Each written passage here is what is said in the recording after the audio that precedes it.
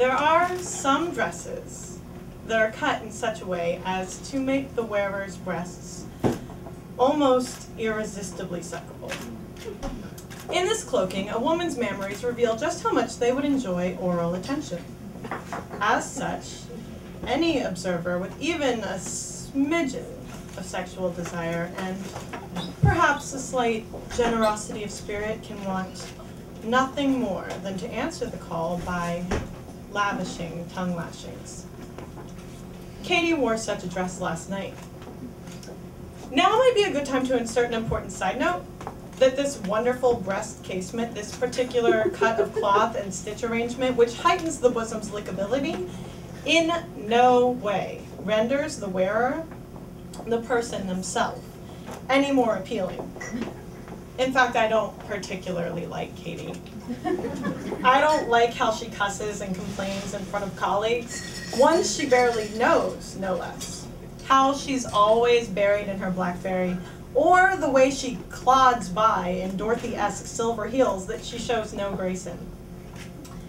In spite of all this, as she stood in front of the group of volunteers and spoke about what exactly we were volunteering to support, I couldn't help but notice the way the top of her empire-cut dress was just loose enough to allow some movement and just low enough to ascertain that she wore no bra. The top was some sheer fabric that I couldn't quite name. Organza? Imitation silk? Adorned with beads, I believe.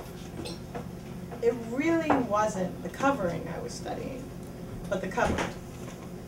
As I noticed the qualities of her dress, I couldn't help but think of the way the fabric would flow across her nipples, caressing them to pertness, and that perhaps a light breeze would steal in and tickle the hairs on her décolleté, causing them to stand on end, crowning tiny goosebumps.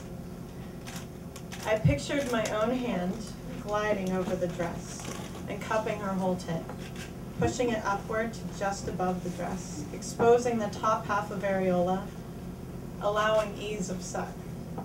I imagined my other hand to gently push her head back and away, forgetting the person attached to my object, and bending my neck to press hot lips to cool skin, starting on the full cleavage with a simple dry kiss, then opening my mouth slightly to moisten my lips and take a tiny taste.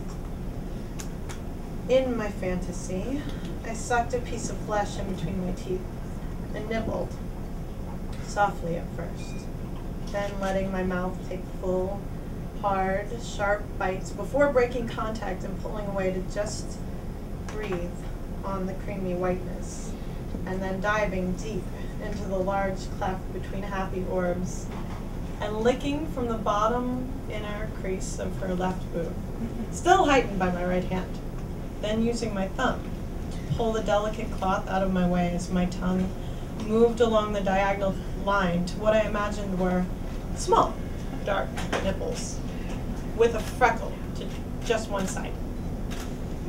Now I relinquished all control, and clutching her hip with one hand and her upper back with the other, I bent her into a deep arch while pressing her towards me, nipple like a ripe berry, fully exposed and ready for hungry sucking, licking, and biting.